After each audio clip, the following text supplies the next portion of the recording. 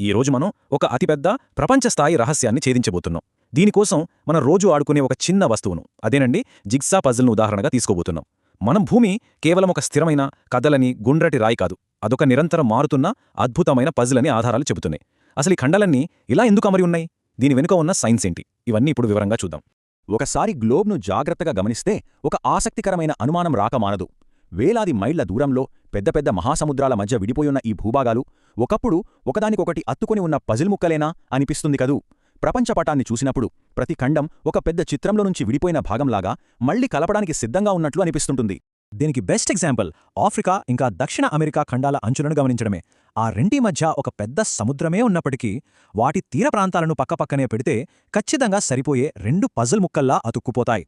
ఇది చూశాక ఇది కేవలం యాదృచ్ఛికంగా జరిగిందని అస్సలు అనిపించదు కదా. దీని వెనుక ఖచ్చితంగా ఒక బలమైన కారణం దాగి ఉందన్నది స్పష్టంగా అర్థమవుతోంది. సరే, ఇక ఏమాత్రం ఆలస్యం చేయకుండా పాంజియా రహస్యం అనే ఈ విభాగంలోకి వెళ్దాం.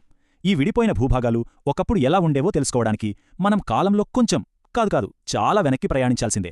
సోర్స్ మెటీరియల్ ప్రకారం కొన్ని లక్షల సంవత్సరాల క్రితం ఇప్పుడున్నట్లుగా ఖండాలు వేర్వేరుగా లేవు. ఆశ్చర్యంగా అనిపించినా భూమిపై ఉన్న ఖండాలన్నీ ఒకదానితో ఒకటి కలిసిపోయి ఒకే ఒక అతిపెద్ద విశాలమైన భూభాగంగా ఉండేవి. ఆ అపారమైన సూపర్ కాంటినెంట్నే పాంజియా అని అంటారు. అంటే అప్పట్లో భూమి అంతా నిజంగానే ఒకే ఒక అతిపెద్ద పజిల్లా ఉండేదన్నమాట. కానీ పాంజియా ఎప్పటికీ అలా కలిసి ఉండలేదు. కాలక్రమేణా ఆ అతిపెద్ద భూభాగంలో పగుళ్లొచ్చి నెమ్మదిగా ముక్కలుగా విడిపోయి ఒకదానికొకటి దూరంగా జరగడం మొదలైంది. అలా విడిపోయిన ముక్కలే మనమిప్పుడు చూస్తున్న ఈ ఖండాలు. అసలు ఈ పాంజియా ఎలా విడిపోయి ప్రస్తుత ఖండాలుగా ఎలా మారిందనే విషయాన్ని వివరించేదే ఈ కాంటినెంటల్ డ్రిఫ్ట్ థియరీ లేదా ఖండాల తరలింపు సిద్ధాంతం. ఈ మొత్తం సిద్ధాంతం కాలక్రమంలో ఎలా రూపుదిద్దుకుందో ఒకసారి టైమ్లైన్ ద్వారా చూద్దాం. ఇది పాంజియా యుగంలో మొదలవుతుంది.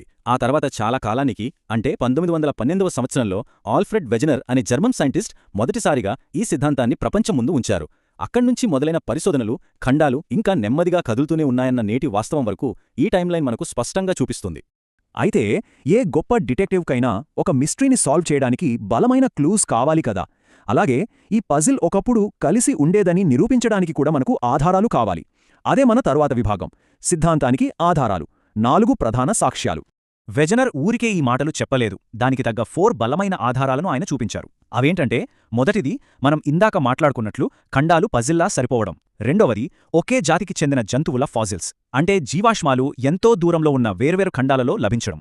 మూడవది వేర్వేరు ఖండాలలో ఒకే రకమైన రాళ్ల నిర్మాణాలు ఉండడం. ఇక నాలుగవది వాతావరణ ఆధారాలు. ఇక్కడ వాతావరణానికి సంబంధించిన ఆ 4వ ఆధారముందే అది నిజంగా చాలా ఆశ్చర్యపరుస్తోంది.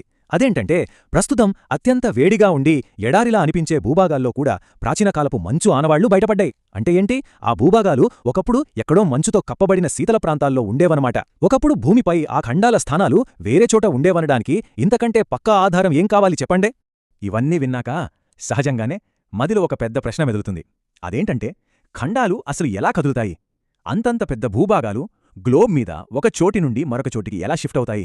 దీనికి సమాధానం పైపైన కాకుండా భూమి లోపలి పొరల్లో దొరుకుతుంది. భూమి యొక్క బయటి పొరను లిథోస్ఫియర్ అంటారు. ఈ లిథోస్ఫియర్ అనేది ఒక గట్టి పెంకులాగా కాకుండా పెద్ద పెద్ద పలకలుగా, అంటే రాతి ముక్కలుగా విడిపోయి ఉంటుంది. ఆ పలకలే ఈ అద్భుతమైన కదలికలకు అసలు కారణం. ఇది ఎలా పనిచేస్తుందంటే, ఈ టెక్టోనిక్ ప్లేట్లు భూమి లోపలున్న వేడి వల్ల ఒక హిడెన్ ఇంజిన్లా ఎప్పుడూ కదులుతూనే ఉంటాయి. ఆ పలకలపైన ఏమున్నాయి? మన ఖండాలున్నాయి. సో పలకలు కదిలినప్పుడు వాటి మీదున్న ఖండాలు కూడా ఒక కన్వేయర్ బెల్ట్ మీద పెట్టిన వస్తువుల్లాగా వాటంతటవే కదులుతాయి. ఈ మెకానిజంనే మనం ప్లేట్ టెక్టానిక్స్ అని పిలుస్తాము.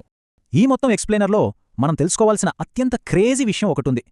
ఈ ప్రపంచస్థాయి జిగ్సా పజిల్ ఏనాడో పూర్తయిపోయిందనుకుంటే పొరపాటే. ఎందుకంటే ఈ ఖండాలు ఇప్పటికీ, అవును, ఈ క్షణంలో కూడా కంటికి కనిపించినంత నెమ్మదిగా కదులుతూనే ఉన్నాయి.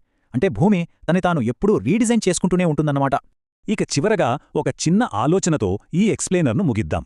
భూమి అడుగున ఉన్న ఈ పలకలు ఇప్పటికే నిరంతరం కదులుతూనే ఉన్నాయంటే భవిష్యత్తులో ఈ పజిల్ ముక్కలన్నీ కలిసిపోయి ఏ కొత్త చిత్రాన్ని ఏర్పరుస్తాయో కదా. కొన్ని మిలియన్ల సంవత్సరాల తర్వాత మన భూమి ఎలా ఉండబోతోందన్నది నిజంగా ఊహకందని విషయం.